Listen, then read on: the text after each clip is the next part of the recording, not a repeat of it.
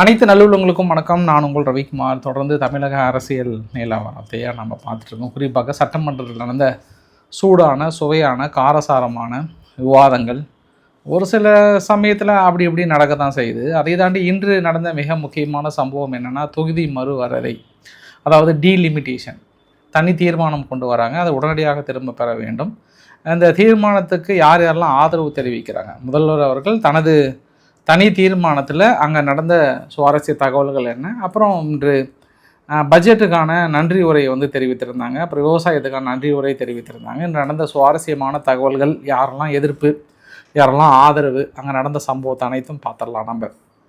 So பதிவுக்குள்ளே போகிறதுக்கு முன்பு நீங்கள் நம்ம சேனலை சப்ஸ்கிரைப் பண்ணலாம், சப்ஸ்கிரைப் பண்ணிவிட்டாங்க. மறக்காம பெல் பட்டனை கிளிக் பண்ண ஆல் ஆப்ஷன்ஸ் கொடுங்க. வீடியோ கொடுக்கலாம்.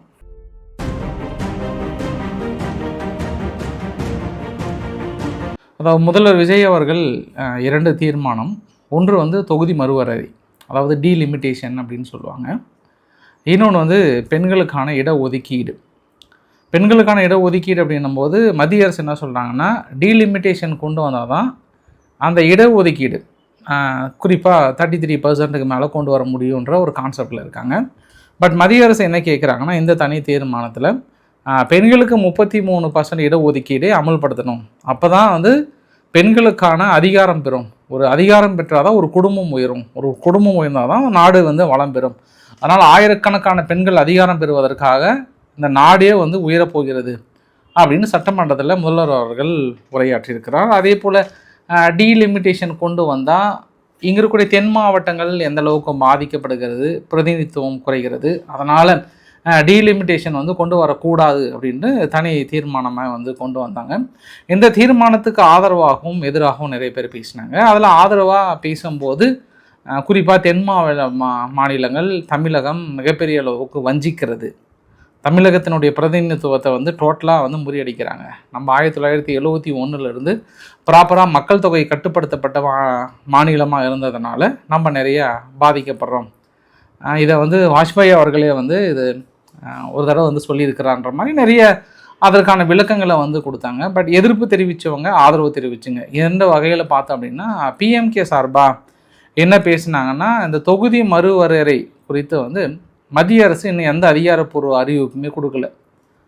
அதிகாரப்பூர்வ அறிவிப்பு கொடுத்து நாடாளுமன்றத்தில் விவாதத்துக்கு கொண்டு வரும்போது அந்த சொல்ல வேண்டும் என்று சொன்னால், எனக்கு முன்னால் சொன்னது போல இது குறித்த எந்த சட்ட முன்வடிவோ அதிகாரப்பூர்வ அறிவிப்போ இதுவரை வெளிவரப்படவில்லை. எந்த நாடாளுமன்ற உறுப்பினருக்கும் கொடுக்கல. நேத்திய இந்த சட்டமன்ற நிகழ்வுல கூட மாண்புமிகு வேப்பநாளி சட்டமன்ற உறுப்பினர் ஒசூர் விமான நிலையம் குறித்து கேட்டபோது மாண்புமிகு தொழில்துறை அமைச்சர் அவர்கள் தெளிவா சொன்னாங்க, ஆதாரம் இருந்தா கொடுங்க, ஆதாரத்தை வைத்து பேசுவோம், வாய்வழி செய்தியெல்லாம் வைத்து பேசுவது முறையாக இருக்காது என்று மாண்புமிகு தொழில்துறை அமைச்சர் இதே அவையில் பதில் சொன்னார். ஆனால் இன்னைக்கு செவி வழி செய்தியை வைத்து ஒரு தீர்மானத்தை நாம் இங்கே கொண்டு வந்திருக்கிறோம் என்பதை நாம் கருத்தில் கொள்ள வேண்டும். இவ்வளவு பெரிய தொகுதியை ஒரு நாடாளுமன்ற உறுப்பினராக நிர்வகிப்பது வாய்ப்பே கிடையாது. எனவே பெண்களுக்கான இடஒதுக்கீடு அப்படின்னும் போது இப்போ நம்மளுக்கு 39 MP இருக்காங்க. 39 MPக்கு 33% மேலே கொடுத்தீங்க அப்படின்னா ஒரு 11 MPலிருந்து 12 MP வருவாங்க. அதே நம்மளுக்கு 59 மாறும்போது இல்லை 60 மாறும்போது பெண்களுக்கான இடஒதுக்கீடில் 22 பக்கம் வரும். அப்போ எனக்கு அதுவே மெஜாரிட்டியாக தெரியுது.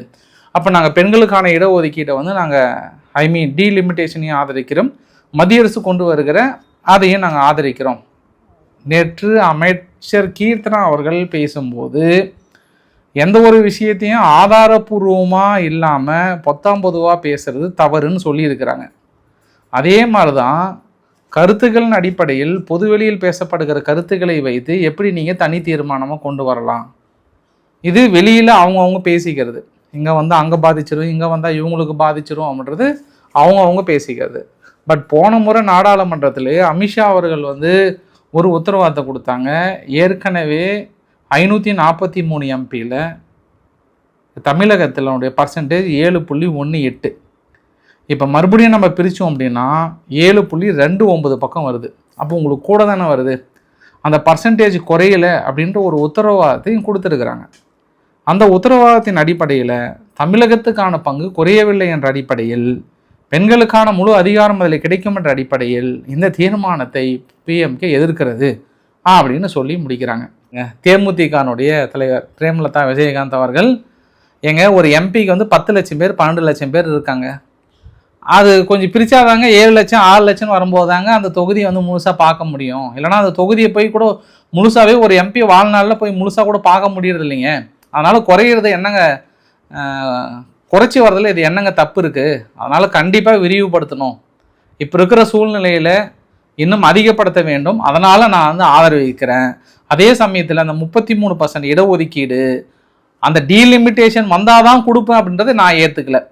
ஒன்றை நான் மத்திய அரசை ஆதரிக்கிறேன், இன்னொன்றை நான் இந்த பக்கம் டிவிகேவை ஆதரிக்கிறேன் அப்படின்னு முடிச்சிட்டாங்க. அப்புறம் இன்னொரு எதிர்க்கிறத வந்து ஏடிஎம்கே. ஏடிஎம்கே சார்பாக வந்து அதே தான் சொல்லியிருந்தாங்க. கிட்டத்தட்ட அமித்ஷா அவர்கள் வந்து எங்களுக்கு உறுதியளித்திருக்கிறார், ஏற்கனவே தமிழகத்துக்கு எந்த பாதிப்புமே வராது, இது எல்லாமே எந்த பாதிப்பும் வராத வகையில் நாங்கள் கண்டிப்பாக கொடுப்போம்னு சொல்லியிருக்காங்க. அதனால் பர்சன்டேஜிலும் குறைக்காது, மக்கள் தொகை அடிப்படையில் இல்லை, ஏற்கனவே இருக்கிற பர்சன்டேஜ் அடிப்படையில் வந்து தீர்மானத்தை கொண்டு வரேன்னு சொல்லியிருக்காங்கன்றாங்க. அப்புறம் அந்த போஜராஜனா ஐ திங்க் பிஜேபி சார்பாக இருக்கார்ல, அவர் என்ன பேசினார்னா, எங்கள் ஒரு நிர்வாக வசதிக்காக ஒரு மாவட்டத்தை எதுக்காக பிரிக்கிறோம்? மக்கள் தொகை அடிப்படையில் அந்த மாவட்டம் பெருசாகுது, அதனால் நம்ம அதை மாவட்டமாக 2ஆக பிரிக்கிறோம் நிர்வாக வசதிக்காக. ஒரு நகராட்சி ஏன் மாநகராட்சி ஆக்குறோம்? நிர்வாக வசதிக்காக மாற்றுறோம். இப்போ அந்த பார்லிமெண்ட்டில் கட்டும் போதே 800 பேர்த்து கட்டிட்டாங்க, 900 பேர்த்து கட்டிட்டாங்கன்றாங்க. ஒரு நண்பர் ஒருத்தர் அவர் பேர் சொல்லி சொன்னார், ஒரு எம்எல்ஏ. அவர் வீடு கட்டுறாரு. அவர் வீடு கட்டும்போது அவருக்கும் அவங்க மனைவிக்கு மட்டும்தான் கட்டுவாரா, எதிர்கால குழந்தைகள் கருத்தில் கொண்டு 3 மாடி 2 மாடி 3 மாடி கட்டுவாரா? அப்படி தானே எக்ஸ்ட்ரா ப்ளீஸாக கட்டுவாருன்னு பேசினோடனே சபையே ஒரு சிறு பழியாக இருந்தது. அதே மாதிரி தான் அங்கேயும் ஃப்யூச்சர் பிளானை பண்ணி கட்டுறாங்க. இதை இப்போ இருக்கிற வசிக்கிறதுக்கு மட்டும் கிடையாது. அதனால் இங்கே இருக்கக்கூடிய மாநகராட்சிகளே நகராட்சிகளாக மாறும்போது, மாவட்டமே 2ஆக பிரியும் போது, அங்கே நம்ம எம்பி அதிகம் பண்ணுறதுல என்ன தப்பு? தமிழகத்துக்கு எந்த பாதிப்புமே இல்லை அப்படின்னு சொல்லி முடிக்கிறாங்க. என்ற உறுதியை அளித்தார். ஆனால் என்ன நடக்குது என்பது அனைவரும் தெரிந்ததுதான். அதனால் அந்த நேரு அவர்கள் கொடுத்த வாக்குறுதியை கூட நம்மால் காப்பாற்ற முடியாத சூழல் தான் நம்ம இருக்கும். அப்படி இருக்கிற சூழல்ல திரு அமித்ஷா அவர்கள் கொடுத்த அந்த வாக்குறுதியை நம்ம எந்த அளவுக்கு நம்மால காப்பாற்ற முடியும் என்பது நிச்சயமாக தெரியாது.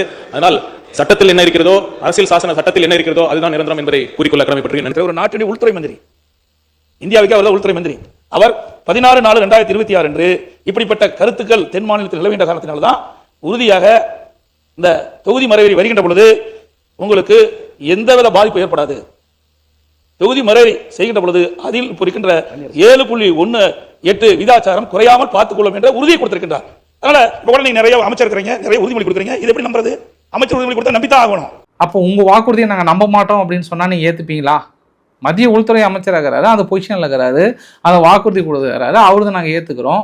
அப்போ உங்களதை எப்படி ஏற்றுக்கிறோன்னு திடீர்னு ஒரு ஃபயர் ரிப்ளை கொடுத்துட்டாரு ஏடிஎம்கே சார்பாக.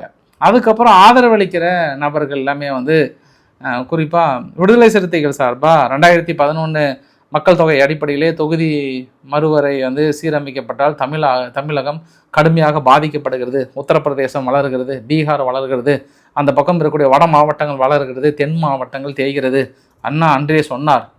அதனால் இது மிகப்பெரிய அளவுக்கு பாதிப்பு. வேண்டுமென்றே திட்டமிட்டு ஒரு மாநிலத்தின் அதிகாரத்தை குறைப்பதற்காக ஒரு 3 மாநிலங்கள் இணைந்தால் ஒரு பிரதமரை தேர்ந்தெடுத்து விடலாம் என்ற உயரிய நோக்கத்துடன் கொண்டு வரப்படுகின்ற இந்த திட்டத்தை உடனடியாக நாங்கள் தடுத்து நிறுத்த வேண்டும் அப்படின்ற மாதிரிலாம் பயங்கரமாக சொன்னாங்க. இதில் நிறைய நம்ம பேசும்போது என்னென்னா, அவங்கவுங்க அவங்களுடைய இமேஜினேஷனுக்கு ஏற்ப வந்து பேசியிருக்கிறாங்க.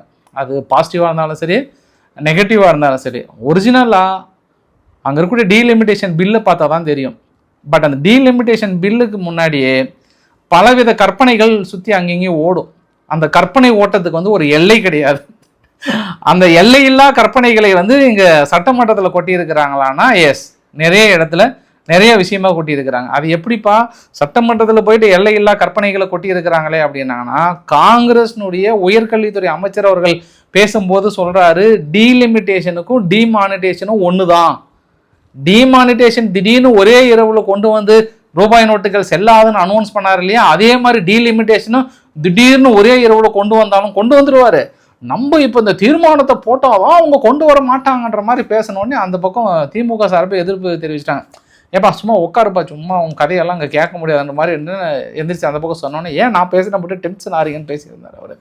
அதுக்கப்புறம் எதிர்க்கட்சி தலைவர் வந்து பேசினார். எதிர்க்கட்சி தலைவர் அவர்கள் வந்து நாங்கள் இந்த டீலிமிட்டேஷன் அப்படின்ற ஒரு விழிப்புணர்வே இந்தியாவுக்கே, உலகத்துக்கு இல்லை, இந்தியாவுக்கே அறிமுகப்படுத்தியது எங்கள் தலைவர் தான். எங்கள் தலைவர் தான் முதல்ல பேசினார். ஏன்னா இப்போ எலெக்ஷன் சமயன்றதுனால பேசியிருப்பாங்க. அப்போ இதற்கான தீமைகள் என்ன, இதனால் தமிழகம் எந்த அளவுக்கு பாதிக்கப்படுகிறது, தென் மாவட்டங்கள் எந்த அளவுக்கு பாதிக்கப்படுகிறது என்று ஒருமித்த தீர்மானம் நிறைவேற்றப்பட்டு அந்த தீர்மானம் நான் தான் போய் கொடுத்தேன் அப்படின்றாரு. அது இல்லாமல் அதை முன்னெடுத்து எத்தனை போராட்டங்கள் நாங்கள் நடத்தினோம். டெல்லி வரை சென்று போராட்டம் நடத்தினோம். அங்கே சென்று பாராளுமன்றத்தில் நிறைவேற்ற முடியாத அளவுக்கு சம்பவத்தை செஞ்சு விட்டோம். அதனால் ஏதோ இப்போ இருக்கிற அரசு கொண்டு வரதுனால நாங்கள் எதோ எதிர்ப்பு இல்லைன்னு நினச்சிடாதீங்க. நாங்கள் அதை எதிர்க்கிறோம். அதை நாடாளுமன்றத்திலே தமிழகத்துக்குரியான 7.18% குறையாமல் இருக்க நாங்கள் கண்டிப்பாக எதிர்க்கிறோன்றாங்க. அப்போ இந்த ஒரு வார்த்தை சூட்சமும் இருக்குது அந்த இடத்துல. அப்போ நிதியமைச்சகம் அல்ல, மத்திய அரசு சார்பாக 7.29% கொடுக்குறேன் அப்படின்னு அந்த இடத்துல சொன்னாங்கன்னா இந்த தீர்மானம் இந்த இடத்துல எந்த அளவுக்கு வலிமை பெறும்னு தெரியாது. ஏன்னா எதிர்க்கட்சிகள் நாங்கள் எதிர்க்கிறோம், தமிழகத்தினுடைய உரிமைகள் பறிக்கப்படாமல் இருக்க வேண்டும், 7.18% குறையாமல் இருக்க வேண்டும், மக்கள் தொகையில் அடிப்படையில் பிரிக்காமல் இருக்க வேண்டும், அப்போ நாங்கள் ஆதரிக்கிறோம் அப்படின்னு சொல்லிட்டாங்க. அப்போ இவங்க டிவிக்கே கொண்டு வந்த பிரதான பிளான் என்னன்னா, இதை டிஎம்கே ஆதரிக்கணும், பிஜேபிக்கு ஆதரவு அளிக்க கூடாதுன்ற நோக்கத்தில் தான் நீ கொண்டு வந்ததே அவங்க. அது குறிப்பாக இவங்க வெளிநடப்பு செய்கிறாங்கன்ற விஷயத்தை கேள்விப்பட்டு இந்த ஒரு தீர்மானத்தை கொண்டு வராங்க. அப்போ ஆதவ அர்ஜுனா அவர்கள் எழுந்துச்சு பேசும்போது 39 எம்பிகளும் ஒரு சேர்ந்து இதை உடனடியாக ஃப்ரீஸ் பண்ணணும். அடுத்த 25 வருஷத்துக்கு நம்மளுக்கு 543 எம்பியே போதும். அமெரிக்காவை பாருங்கள், அமெரிக்காவில் மக்கள் தொகை அடிப்படையிலோ இல்லை மற்ற அடிப்படையிலையோ பிரிக்கல, ஒரே கான்செப்ட் தான். அவங்க நாடு முன்னேறவில்லையா, அதே அடிப்படையில் நம்மளும் போக வேண்டியதான் அப்படின்றாங்க. அப்போ இன்னும் கொஞ்ச நாள் போக போக இது யார் சொன்னது அப்படின்னா, கரெக்ட் இப்போ தான் ஞாபகம் வருது, ஏடிஎம்கேனுடைய தலைவர் அவர் பேர் எடப்பாடி பழனிசாமி அவர்கள், மாண்புமிகு அதை சொல்லணும்ல, மாண்புமிகு எடப்பாடி பழனிசாமி அவர்கள் ஒரு வார்த்தை சொன்னார். ஒரு தொகுதிக்கு ஒவ்வொரு தொகுதியாக குறிப்பிட்டு 12 லட்சம் வாக்காளர்கள் 13 லட்சம் வாக்காளர்கள்லாம் இருக்காங்க. ஒரு சில தொகுதியில் ரொம்ப குறைவான வாக்காளர்கள்லாம் இருக்காங்க. நிச்சயம் இதெல்லாம் நம்ம மறுவரையறை செய்யணும். மிக அதீத வாக்காளர்கள் கொண்டதெல்லாம் ஒரு எம்பியால் ஒரு ஃபாலோ பண்ண முடியாதுன்ற விஷயத்தையும் சொன்னார். பட் ஆதவ அர்ஜுனா அவர்கள் பேசும்போது இதில் இருக்கக்கூடிய குறைகள் என்ன, நம்ம தென் மாவட்டங்கள்லேருந்து ஒருத்தர், குறிப்பாக தமிழ்நாட்டிலேருந்து ஒருத்தர் அடுத்த பிரதமர் ஆகணுன்றாங்க. அப்போ காங்கிரஸினுடைய தலைவர் ராகுல் காந்தி அவர்கள் பிரதமர் ஆகக்கூடாதா அப்படின்ற கேள்வி இந்த இடத்துல உங்கள் மனசுக்குள்ளே வந்துடக்கூடாது. தமிழ்நாட்டிலேருந்து ஒருத்தர் பிரதமர் ஆகணுன்ட்டார். அப்போ அடுத்து இவங்க யாராவது ராகுல் காந்தி அப்படி இப்படின்னு சொல்லிட போகிறாங்க. ஏன்னா முழுக்க தென் மாவட்டங்களை பாதிக்கிறது அப்படின்ற ஒரு கருத்தை தென்னிந்தியாவிலிருந்து, ஏன் தமிழ்நாட்டிலிருந்து ஒரு பிரதம மந்திரி எதிர்காலத்தில் உருவாக்கப்பட வேண்டும். அதிகாரம் உத்தரப்பிரதேசுக்கோ பீகாருக்கோ குஜராத்துக்கோ மட்டுமல்ல. நம்மளுடைய குரல் சட்டமன்றத்தில் ஒலித்தது போல ஒரு நாள் பாராளுமன்றத்தில் ஒரு பிரதம மந்திரியாக ஒலிக்க வேண்டும். இதற்கு தான் இந்த தீர்மானம். ஃபுல்லாக வச்சுட்டு பாரதிய ஜனதாவாக இருந்தாலும் தமிழகத்துக்கு ஒரு பாதிப்பு இருக்கும்போது ஒன்றாக இணைந்து குரல் கொடுக்க வேண்டும் இங்கிருந்து.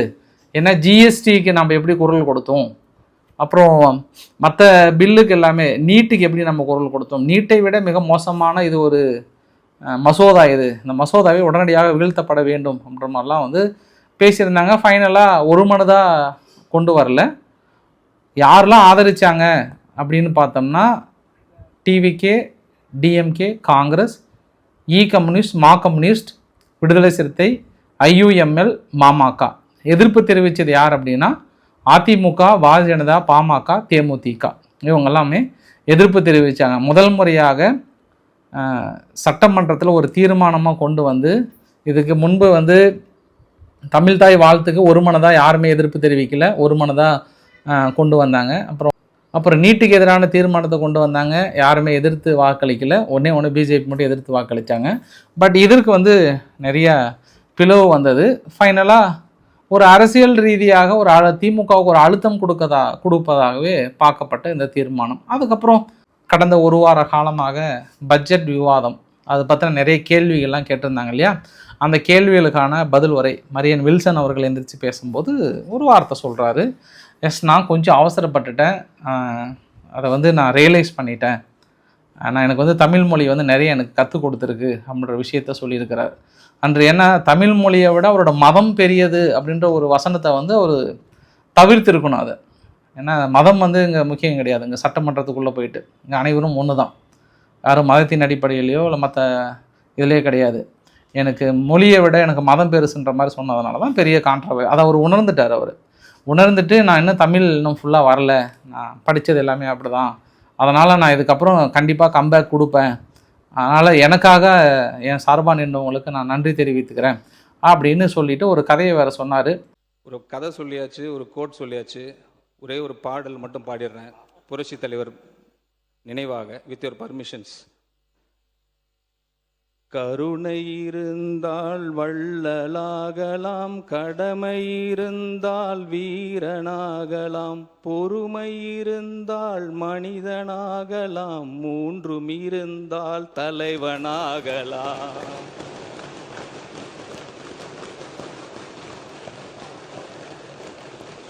அந்த கதையை கொஞ்சம் ஸ்பீடாக சொல்லியிருந்தாருன்னு பரவாயில்ல. அந்த கதை சொல்லும் போது நான் கொஞ்சம் அப்படியே தூங்கிட்டேன். அதுக்கப்புறம் தான் எந்திரிச்சு என்ன சொன்னார்ன்றதை கேட்டேன். ஏன்னா ஒரு விதை ஒன்று கொடுக்குறாங்க இளைஞர்களை கூப்பிட்டு, அப்புறம் அந்த விதையை எல்லாமே ஒரு மாதம் கழித்து கொண்டு வரும்போது எல்லா விதையும் வளர்ந்துருந்தது, ஒரு இளைஞரோட விதை மட்டும் வளரவே இல்லை. அப்புறம் எல்லாரும் சூப்பர் அப்படின்னு வாழ்த்தும் போது அந்த இளைஞருடைய விதை மட்டும் வளரலைன்னும் போது அவர் சொன்னாராம், அந்த தாத்தா சொன்னாராம், நான் கொடுத்தது எல்லாத்துக்கும் வேக வைத்த விதை, ஆனால் நீங்கள் என்ன பண்ணியிருக்கீங்க, வேண்டுமென்றே வேறு விதையை போட்டு வளர வச்சுருக்கீங்க, என்கிட்ட உண்மையாகவும் நேர்மையாகவும் இருந்தது அந்த வளராத இருந்த இளைஞர் தான் அப்படின்ற மாதிரியும். அவர் எதுக்காக இந்த கதையை சொல்கிறாருன்னா, இந்த தேர்தல் வாக்குறுதி மீது எல்லாமே வந்து பொய், உருட்டு, மோசடி, ஊழல், லஞ்சம் இதெல்லாம் சொல்லி திமுக வந்து மக்களை ஏமாற்றி ஒரு மாதிரி இருந்தாங்க. ஆனால் நாங்கள் அப்படி இல்லை, உண்மையை சொல்லி ஜெயித்தோம் அப்படின்ற மறைமுக கதையை வந்து சொல்லி புரிய வைத்தாராம். ஆனால் தங்கம் தென்னரசு அவர்கள் ஒரு கேள்வி கேட்டார். ஆட்சிக்கு வந்த 3 மாதத்தில் 15,000 கோடி உங்களால் எடுக்க முடிஞ்சுதுன்னு சொன்னீங்க இல்லையா, அது எப்படி, அதுக்கான விளக்கங்கள் கொடுங்க, எந்த ஓட்டையை அடிச்சிங்க, எப்படி உங்களுக்கு வந்தது, அது எனக்கு தனிப்பட்ட முறையில் விளக்கங்கள் கொடுங்கன்னும் போது, அப்போ ஓட்டையை அடைக்கலை, ரெவென்யூ வந்து அதிகரிச்சிருக்கோம். எப்படி அதிகரிச்சிருக்கோம் அப்படின்னா, இந்த ஃபேன்சி நம்பர்லாம் வாங்குறாங்கல்ல, அதிலிருந்து ஒரு 750 கோடியும், அப்புறம் பத்திரப்பதிவு துறையிலும் இன்னொரு துறையிலும் வந்து கொஞ்சம் வரியை வந்து நாங்கள் சீர்படுத்தினால வந்து இப்போ ஓரளவுக்கு வந்திருக்கு, இதனுடைய ரெவென்யூ ஜென்ரேஷனை வச்சு தான் நாங்கள் சொன்னோம் அப்படின்னு சொன்னார். பற்றியா, அதற்கு தான் டிஎம்கே வந்து கொஞ்சம் கூச்சல் இட்டாங்க. அப்போ நீ உங்கள் இஷ்டத்துக்கு நீங்கள் அடித்து விட்டீங்களா அப்படின்ற அடிப்படையில் கேட்டாங்க. ஏன்னா 3 மாதத்தில் 15,000 கோடியை வந்து எங்களால் வந்து ஏர்ன் பண்ண முடிஞ்சதுன்றதில் எப்படி நீங்கள் கொண்டு வந்தீங்க, மத்திய அரசு கொடுத்த பணத்தை வச்சு சொல்கிறீங்களா இல்லை எதன் அடிப்படையில் சொல்கிறீங்க அப்படின்ற இன்னொரு வார்த்தையும் சொன்னாங்க. அப்புறம் தொடர்ந்து இந்த காரசார விவாதத்தில் வந்து தங்கம் தென்னரசு அவர்கள் ஒரு சில ஆக்கப்பூர்வமான ஒரு சில வார்த்தைகளும் வந்து சொல்லியிருந்தார். அதே சமயத்தில் மரியன் வில்சன் அவர்களும் வந்து நீங்கள் ஆட்சிக்கு வந்து 28 மாதம் கழித்து தான் மகளிர் உரிமை தொகையை நீங்கள் செயல்படுத்துனீங்க, ஆட்சிக்கு வந்து 3 மாதம் கூட ஆகலை, எங்களை நீங்கள் எப்படி நீங்கள் ஃபோர்ஸ் பண்ணலாம், எங்களுக்கான டைம் வேணும், ஸ்பேஸ் வேணும், 3 மாதத்துக்குள்ளே இந்த அளவுக்கான நெருக்கடிகள், நாங்கள் அதே மாரி பொருளாதாரத்தை ஸ்டெபிளைஸ் பண்ணியிருக்கோம், வளர்த்தியிருக்கோம், வருவாய் பற்றாக்குறையை வந்து குறைத்திருக்கிறோம். அப்புறம் ஒரு சில கேள்விகளை குறிப்பிட்டு பேசியிருந்தாங்க. எல்லாத்தையும் பேசினது, அதாவது இவர் மரியன் வில்சன் அவர்கள் பேசினதை விட விவசாயத்துறை அமைச்சர் பேசினார் பற்றி, அதுதான் டீட்டெயிலாகவும் நல்லா இருந்தது. நிறைய விளக்கங்களை கொடுத்தார். திட்டங்களை நாங்கள் ஏன் பெயர் மாற்றணும் அப்படின்னா, அந்த திட்டங்கள் முறையாக செயல்படுத்தலை, பேர் மட்டும்தான் வச்சாங்க, அதில் நிறைய குறைகள் இருந்தது, ஓட்டைகள் இருந்தது, அதெல்லாம் அடைச்சி நாங்கள் எப்படி செயல்படுத்தணும், வீட்டு மாடி திட்டத்திலிருந்து என்னென்ன குறைகள் இருந்ததோ அந்த குறைகளை கண்டுபிடிச்சி புது திட்டத்தின் அடிப்படையில் தான் நாங்கள் வைத்தோம் அப்படின்ற மாதிரிலாம் வந்து சொல்லியிருந்தாங்க. நிறைய கேள்வியெல்லாம் கேட்டாங்க. ஃபைனலாக இந்த போதைப் பொருள் விற்பனை குறித்து இந்துஸ்தான் காலேஜில் ஒரு தேர்ட் இயர் ஸ்டூடெண்ட் ஒன்று, அந்த தேர்ட் இயர் ஸ்டூடெண்ட்டை வந்து அவங்கக்கிட்ட போதைப் பொருள் வைத்திருந்த நபர்களை குறித்து தகவல் கொடுத்ததுனால அடிச்சே கொண்டுட்டாங்க அப்படின்னு பெற்றோர்கள் வந்து குற்றச்சாட்டு சுமத்துறாங்க. காவல்துறை வந்து விசாரணை பண்ணி சும்மா அங்கே யாருன்னு சொன்னதுக்காகவே இப்படி அடித்து, அந்த காலேஜ் ஸ்டூடெண்ட்டு அங்கே இருக்கிற நபர்களே 20 பேர் சேர்ந்து அடித்து கொள்கிறாங்கன்னா சட்டம் ஒழுங்கு எப்படி இருக்குது, காவல்துறை இன்னும் என்ன பண்ணிகிட்ருக்குன்ற கேள்வியை யார் கேட்குறாங்க, எதிர்க்கட்சி தலைவர் கேட்குறாரு. எதிர்க்கட்சி தலைவர் தனி தீர்மானமாக கொண்டு வந்தாங்க, திங்கட்கிழமை விவாதிக்கலான்னு சொல்லிட்டாங்க. இருந்தாலும் வந்து கோவையில் இந்த போதைப்பொருள் விற்பனை வந்து எப்படி இதுக்கான காரணங்கள் முழு பொறுப்பு இருக்க வேண்டும் அப்படின்னு கேட்குறாங்க. இப்போ இந்த கேள்வி யாருக்கான கேள்வி? காவல்துறை யார் கையில் வச்சுருக்காங்க? முதல்வர் விஜய் அவர்கள் வைத்திருக்காங்க. இதுக்கு யார் பதில் சொல்லணும்? முதல்வர் விஜய் அவர்கள் பதில் சொல்லணும். ஏன்னா ஒரு ஸ்பாட்டில் இருக்கிறார் அந்த இடத்துல. கோவை ஒத்தக்கால் மண்டபம் பகுதியில் இருக்கக்கூடிய ஒரு தனியார் பொறியியல் கல்லூரியில் 3ஆம் ஆண்டு படிச்சுக்கிட்டு வந்த மாணவர், அவர் பேர் அமுதன், நேற்று 20 பேர் கொண்ட கும்பலால், அதுவும் அவர் கூட படிக்கக்கூடிய மாணவர்களாலே அடித்து கொல்லப்பட்டிருக்கிறார். இதை ஏதோ ஒரு தனிநபர் சம்பவமாக நாம் பார்க்க முடியாது. இதற்கு அரசு முழு பொறுப்பு எடுக்க வேண்டும். ஏன்னா வழக்கு விசாரணைக்காக மாணவர் அமுதனை நேற்று முன்தினம் கோவை செட்டிப்பாளையம் போலீசார் அவர்கள் காவல் நிலையத்திற்கு அழைச்சிட்டு வந்திருக்கிறாங்க, வர சொல்லியிருக்கிறாங்க. அப்போ மாணவர்கள் மத்தியில் போதைப் பொருள் விற்கிற சிலரை பற்றி அமுதன் கிட்ட காவல்துறையினர் விசாரிச்சிருக்கிறாங்க, தகவல் வாங்கியிருக்கிறாங்க. அந்த தகவலை ரகசியமாக வச்சு குற்றவாளிகளை பிடிச்சு போதைப் பொருள் விவரங்களை வந்து குடும்பம் இங்கே பேசுங்க. இப்போதைக்கு முடிச்சிடறேன். என்னன்னு மட்டும் சுருக்கமாக சொல்லுங்க. என்னன்னு கோயம்புத்தூர் மாவட்டம் உட்கார சொல்லுங்க. பேரவைத் தலைவர் அவர்களே, கோயம்புத்தூர் மாவட்டம் இந்துஸ்தான் கல்லூரியில் 3ஆம் ஆண்டு படிக்கக்கூடிய மாணவர்களிடையே ஏற்பட்ட மோதல் காரணமாக ஏற்பட்ட ஒரு சட்ட ஒழுங்கு பிரச்சனை குறித்து ஒரு சின்ன அறிக்கையை நான் கீழ்கண்டவாறு தெரிவித்துக் கொள்கிறேன். இந்த கோயம்புத்தூர் மாவட்டம் ஒரு குயிக் ரெஸ்பான்ஸ் இந்த அவையில் வைக்க ஆசைப்படுறேன். இந்த சம்பவத்தை பொறுத்த வரைக்கும் சம்பந்தப்பட்ட அந்த மாணவரோடு மற்ற மாணவர்களுக்கு ஏற்பட்ட ஏற்கனவே இருந்த ஒரு கோஷ்டி மோதலின் காரணமாக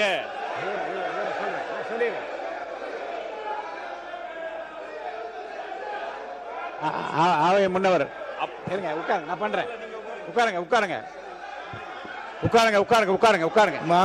நான் சொல்றேன். பேரவைத் தலைவர் அவர்களே, உட்காருங்க. ஒன்று எந்திரிச்சு இதற்கான முழு விசாரணை விட்டுருக்கேன், திங்கட்கிழமை உங்களுக்கு சொல்கிறேன் அப்படின்னா சொல்லியிருக்கணும். அவர் என்ன பண்ணிட்டார்? அமைதியாக உட்காந்துட்டார். இந்த பக்கம் பள்ளி கல்வித்துறை அமைச்சர் எந்திரிச்சு சம்மந்தப்பட்ட மாணவர்களுக்கிடையான கோஷ்டி மோதல் தான் இந்த பையன் உயிரிழந்தது, அது வந்து அந்த ட்ரக்கை வந்து காட்டி கொடுத்தனால இல்லைன்னு சொல்ல, அந்த பக்கம் திமுக டென்ஷன் ஆகிட்டாங்க. இவர் எப்படி பதில் சொல்லலாம்? இவரோட டிபார்ட்மெண்ட் என்ன? பள்ளி கல்வித்துறை இல்லை. பள்ளி கல்வித்துறைக்கு இதில் பதிலளிக்க வேண்டிய அவசியம் என்ன? நாங்கள் கேட்ட கேள்வி வந்து சட்டம் ஒழுங்கு பிரச்சனை. சட்டம் ஒழுங்கு பிரச்சனைக்கு யார் பதில் சொல்லணுமோ அவங்க தான் சொல்லணும்னு ராஜ்மோகன் அவர்களே பேச விடல.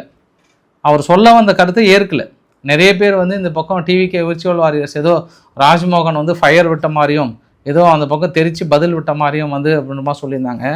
இது முழுக்க தமிழக முதல்வர் வந்து பதில் அளித்திருக்க வேண்டும். அந்த இடத்துல அவர் அமைதியாக உட்கார்ந்துட்டார்.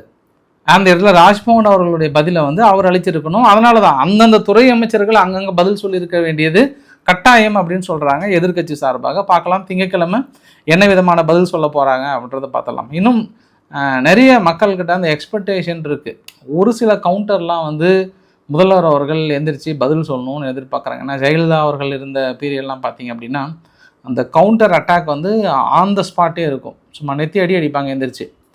திமுகலாம் வந்து திணறும், யார் அவங்கக்கிட்ட வந்து திணறும். பட் இப்போ வந்து திமுக ஸ்கோர் பண்ணுறாங்க அப்பப்போ ஆளுகின்ற அரசாங்கத்தை அட்டாக் பண்ணி. அதில் இருக்கக்கூடிய அமைச்சர்கள் வந்து நிறைய ஒரு சில பதில் அட்டாக் கொடுத்துட்ருக்காங்கிறது ஒரு கூடுதல் தகவல்.